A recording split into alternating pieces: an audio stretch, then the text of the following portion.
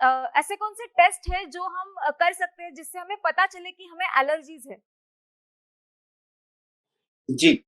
Simple में सबसे पहले तो आप एक खून का रिपोर्ट कर सकते हैं, जिसमें आप जान सकते हैं सीबीसी करके। सीबीसी एक कंप्लीट ब्लड काउंट होता है, जिसमें हम डब्ल्यूबीसी के अंदर जो व्हाइट ब्लड सेल्स है, उसके अंदर इओसिनोफिल्स देख सकते हैं। इओसिनोफिल्स एक हार्डली 4 से 6 के बीच में होता है उनका एब्सोल्यूट काउंट। अगर वो काउंट अगर बढ़ रहा है, तो आपको एक इंडिकेशन देता है कि वहाँ पे कुछ शरीर में एलर्जी का रिएक्ट या कुछ टाइप की हाइपर सेंसिटिविटी हो रही है करके, कि बॉडी की जो प्रतिकार शक्ति है, वो कुछ एक्स्ट्रा रिस्पॉन्स क्रिएट कर रही है करके। जैसे पैरासाइटिक इन्फेक्शन में मोस्ट कॉमनली सबसे पहले ये इओसिनोफिलिया बढ़ जाता है। फिर आपको इसको फर्दर अगर टेस्ट करना है कि कंफर्म करना है कि ये किस हद तक रिएक्शन आपकी बढ़ी हुई है या किस प्रकार को आपको इसको हैंडल करना है। तो एक आईजी लेवल करके आप जान सकते हो, जो ब्लड का ही अगर टेस्ट है, कि ये किस प्रकार की एलर्जिक रिएक्शन बॉडी क्रिएट कर रही है, और उसको उसी प्रकार से आप हैंडल कर सकते हो। बाद में लॉट ऑफ अभी इसके लिए स्किन टेस्टिंग के भी आए थे, जहाँ पे जो भी पार्टिकल्स आपको एलर्जी क्रिएट करते हैं, उनको स्किन पे टेस्ट किया जाता है। स्किन पे टेस्टिंग के बाद फाइंड आउट किया जाता है कि वो किस प्रकार की आपको एलर्जी दे रही है और कितना सीवियर एलर्जी दे रहे हैं। तो ये पार्टिकल्स को आप फाइंड आउट कर सकते हो। अलग-अलग जगह पे डिफरेंट स्किन टेस्टिंग करके उसके एलर्जेंस फाइंड आउट कर सकते हो, और उसके हिसाब से पेशेंट को आप एक नॉलेज दे सकते हो, एडवाइस दे सकते हो कि उसको किस चीज़ को अवॉइड करना चाहिए, किस चीज़ से उसे दूर रहना चाहिए। जी। डॉक्टर, जैसे कि हमने स्किन एलर्जीज के बारे में देखा, खान-पान से होने वाली एलर्जीज के बारे में देखा, तो मैं आपसे जानना चाहूँगी कि क्या पानी की वजह से भी कोई एलर्जीज हो सकती है? नहीं, वैसे देखा जाए तो भगवान ने बनाई हुई जो चीज़ें हैं, अगर वो शुद्ध स्वरूप में है, तो उससे आपको कोई एलर्जी होने वाली नहीं है। लेकिन वही पानी अगर इन्फेक्टेड है, उसमें कुछ कचरा है, मिट्टी है, कुछ प्रॉब्लम्स है, जैसे देखो हम लोग थोड़े अंधे श्रद्धालु भी होते हैं कि जो हर चीज़ पे भरोसा रख लेते हैं, कि कभी-कभी मैले पानी में भी नहा लेते हैं कि भई ये तो तीर्थ है। बट ये चीज़ें थोड़ी हमें अवॉइड करना चाहिए, क्योंकि उसमें lot of bacteria, lot of viruses हो सकते हैं। एक श्रद्धा का विश्वास है, श्रद्धा है, डेफ़िनेटली उसको उसी जगह पे रखना चाहिए। लेकिन पानी पीते वक़्त या पानी यूज़ करते वक़्त हमें उसकी एक शुद्धता भी देखना बहुत ज़रूरी है, कि हमें पानी से एलर्जी हो ना सके। जिसके लिए आपने देखा भी होगा कि एक शुद्धता के पीछे पड़ के बिसलेरी जैसे लोगों ने पानी बेच के कितना कमाया। अगर हम हमारे बचपन में सोचते थे कि कोई पानी बेच सकता है, तो सब लोग उसको हँसते थे। लेकिन वही एक फील्ड बन जाता है कि जब लोगों में एक जन जागृति होती है कि नहीं, मुझे ये सब चीज़ें हाइजीनिक चाहिए, और हाइजीनिक इसीलिए चाहिए कि मुझे इससे एलर्जी या इससे कुछ आगे जाके इन्फेक्शन ना हो। तो इसलिए अगर पानी भी है तो हाँ, आपको शुद्ध ही पानी पीना चाहिए। पर डॉक्टर, जैसे कि हम अगर शहर में रहते हो तो हम गाँव की तरफ अगर जाते हो तो वो पानी हमें सूट नहीं होता। तो क्या उसकी वजह से भी हमें एलर्जीज़ हो सकती है? नहीं, इसमें एक बहुत सिंपल मेथड है। अगर इंग्लिश में बोला जाए तो उसको hard water and soft water. जो जी। वाटर का सांद्रता का प्रमाण होता है, उसमें जो क्षार होते हैं, उसका परसेंटेज कितना है और इसकी मात्रा कितनी है, इसको बहुत इम्पोर्टेंट होता है। तो ये जो हार्ड वाटर है या जो अ, कठिन वाटर है, कठिन पानी है, इसको हम सॉफ्ट भी बना सकते हैं। उसके लिए एक सादी मेथड होती है, आप उसको क्लोरीनाइज़ कीजिए, उसको सेडिमेंट होने दीजिए, तो ऊपर का पानी आप यूज़ कर सकते हो। वो चीज़ से आपको कोई परेशानी होने वाली नहीं है। लेकिन अपन जो भी एरिया में जा रहे हैं ना, हुँ। अगर आप वो एटमॉस्फेयर के वहाँ के वाटर को अगर एडजस्ट हो जाए, तो लॉट ऑफ सी एलर्जी भी आप प्रिवेंट कर सकते हो। क्योंकि आपकी बॉडी उसको रिकॉग्नाइज़ करने लगती है कि ये इंग्रीडिएंट या ये चीज़ आपके लिए ज़रूरी है। जी। डॉक्टर, कई बार हम देखते हैं कि हमें जो भी समस्याएँ होती है या फिर कुछ एलर्जीज़ होती है, उनसे बचने के लिए हम दवाइयाँ लेते हैं। लेकिन कई बार उन दवाइयों की वजह से ही हमें एलर्जीज़ हो जाती है। तो ये क्यों होता है और इससे हम कैसे बच सकते हैं? देखो, हर इंसान की शरीर रचना भगवान ने बहुत अलग-अलग तरह से बनाई हुई है। फिर हर जन कोई चीज़ को कैसा रिएक्ट करेगा ये बता पाना बहुत मुश्किल होता है। जो एक टैबलेट मैं डाइजेस्ट करता सकता हूँ, वो मेरा पेशेंट ही डाइजेस्ट करेगा या पचा लेगा, ऐसा नहीं बोल सकते। क्योंकि बहुत बार होता है कि उसकी बॉडी वो चीज़ के साथ एक अलग प्रकार की रिएक्शन दे सकती है।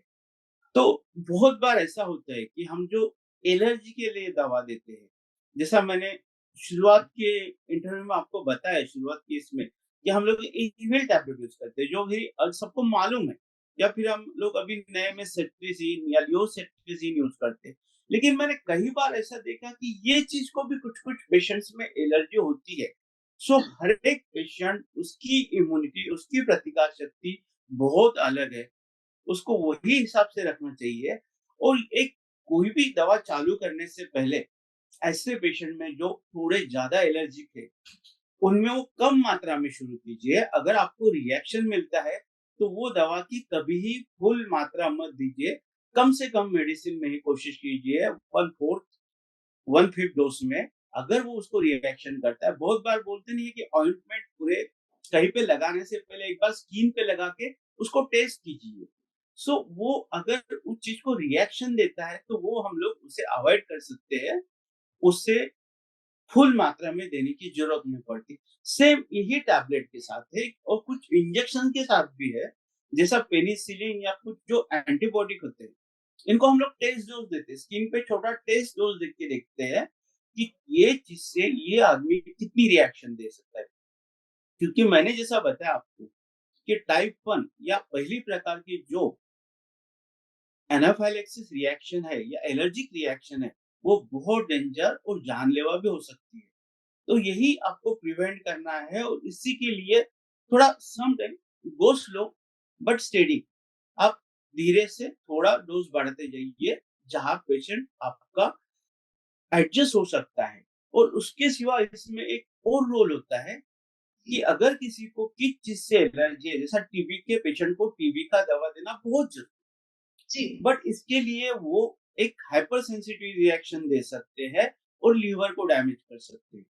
तो ऐसे पेशेंट जो सेंसिटिव है, उनको हम डिसेंसिटाइज करते हैं। उसमें की सेंसिटिविटी कम करते हैं। तो उसको भी वो भी दवा को एक स्टेरॉइड के लो डोज के साथ दे के उनको डिसेंसिटाइज करके हम वो दवा का कोर्स पूरा कर सकते हैं। सो ये डिफरेंट डिफरेंट प्रकार है कि अगर वो चीज़ से उसको एलर्जी भी है, तो वो चीज़ को आप कैसे सँभाल लेंगे या कैसे टैकल करेंगे? जी। डॉक्टर, लीवर में इन्फेक्शन होने से भी क्या एलर्जीज हो सकती है? जनरली लीवर में काफ़ी रेयर है ये होना है, लेकिन कुछ प्रकार के पैरासाइट से जैसे हम लोग अमीबोसिस बोलते हैं, जैसा अनकुक्ड फूड है, जो फूड को अच्छी तरह से पकाया गया नहीं, जिसमें चिकन, मटन ये चीज़ें नॉन-वेज चीज़ें थोड़ा ज़्यादा आती है, मांसाहारी चीज़ें थोड़ी ज़्यादा आती है, जो प्रॉपर्ली बहुत बार हम लोगों से भी अच्छी तरह से कुक नहीं हो सकती है या पक नहीं सकती है। तो ऐसे वक़्त उसमें के जो वर्म्स होते हैं, वो वैसे ही रहते हैं। वैसी रहने की वजह से वो इंटेस्टाइन में अनडाइजेस्ट होने की वजह से वहाँ से वो लीवर तक आसानी से माइग्रेट हो जाते हैं या उनके एग्स अंडी लीवर तक जाके माइग्रेट हो सकती है और आपको लीवर अमीबोसिस या लीवर का अमीबिक अब्सेस ये हो सकता है। लेकिन ये थोड़ा पैरासाइट का इन्फेक्शन होगा, लेकिन फिर भी इसको हम लोग इन्फेक्शन की तरफ काउंट करेंगे। हम लोग बोलेंगे कि ये इन्फेक्शन है, इससे ज़्यादा कि वो एक एलर्जिक रिएक्शन है ये पैरासाइटिक ही, लेकिन जाके ये इन्फेक्शन प्रोड्यूस करेगा, कि ये एक एलर्जिक रिएक्शन प्रोड्यूस करे लीवर में। जी। डॉक्टर, हम जैसे देखते हैं कि बदलते मौसम के साथ भी हमारी बॉडी एडजस्ट करने में टाइम लेती है। तो क्या इस बदलते मौसम के साथ भी हमें कुछ एलर्जीज आ सकती है मौसम के हिसाब से? हर चीज़ हर सीज़न में अलग-अलग एनर्जी आना संभव है। जैसे आप धूप में रहते हो तो समर सीज़न में आपको स्किन रैशेज़, सनबर्न ये चीज़ें होना बहुत कॉमन है। जैसे आप ठंडी के सीज़न में हो तो सर्दी, खाँसी, कुछ वायरल इन्फेक्शन या एलर्जिक राइनाइटिस ये चीज़ें कॉमन है। बारिश के मौसम में पानी के रिलेटेड या फिर फूड के रिलेटेड जो हम लोगों ने देखा है कि फूड का अच्छी तरह से पोषण नहीं हो पाता है या बहुत बार जो सब्जियाँ रहती है, वो सड़ जाती है। तो ये चीज़ों से आपको थोड़ा माइल्ड रिएक्शन या फिर एलर्जिक रिएक्शन आ सकता है। बट ये सीज़नल वेरिएशन तो रहेंगे क्योंकि जब तक ये जीवन है, तब तक ये सीज़न तो चलते रहेंगे और सीज़न जब तक है तो चेंज आपकी बॉडी जब तक उसको एडजस्ट नहीं करती है, बॉडी जब तक उसको समझ नहीं पाती, आपकी प्रतिकार शक्ति जब तक उसके साथ एडजस्ट नहीं होती है, तब तक आपकी प्रतिकार शक्ति उस चीज़ को कुछ ना कुछ रिएक्शन देगी, फिर आप उसको एलर्जी कह सकते हैं। जी। तो डॉक्टर ये सब जो एलर्जीज़ है जो मौसम की वजह से भी हो सकती है या फिर बारिश की वजह से हो सकती है, पानी की वजह से हो सकती है।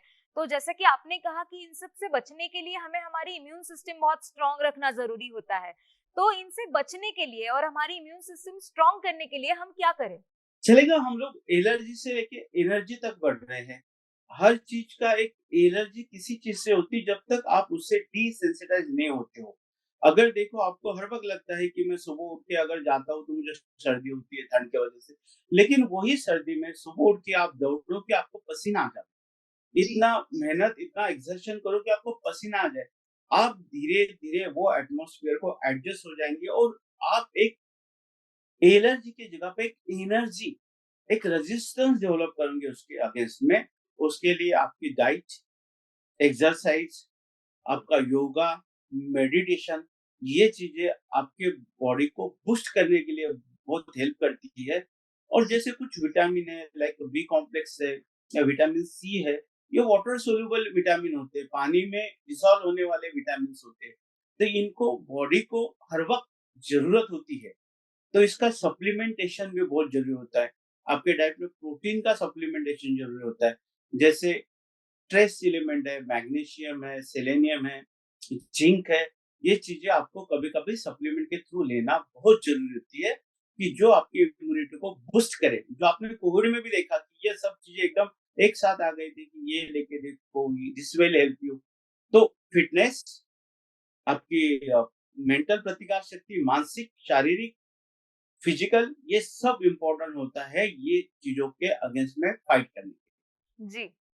डॉक्टर बहुत ही अच्छी जानकारी दी आपने। मैं चाहूँगी कि जाते-जाते आप हमारे दर्शकों को एक कुछ अच्छी टिप्स दें जिनसे वो इन एलर्जीज़ से बच सकें। लिए। एलर्जी चीज़ से आप अवॉइड नहीं कर सकते हो और मैंने जहाँ तक बताया कि आप सिर्फ़ एलर्जी जानते हो कि ये चीज़ से मुझे एलर्जी है।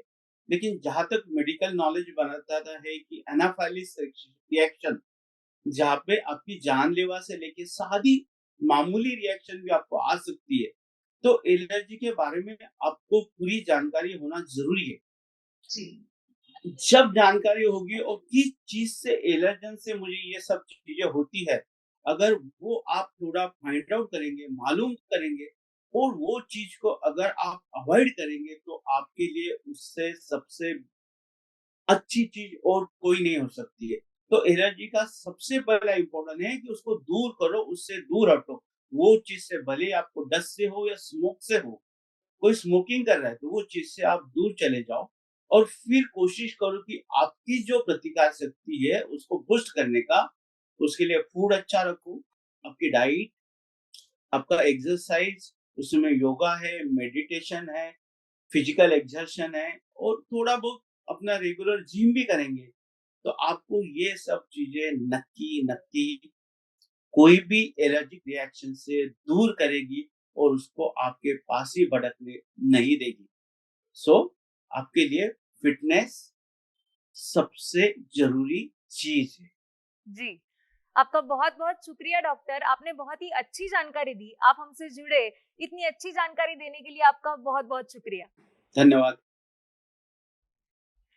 दोस्तों, आज डॉक्टर मिलिंद देवड़े जी ने एलर्जी के बारे में जो बातें बताई, मुझे यकीन है कि उसका फायदा आपको जरूर होगा।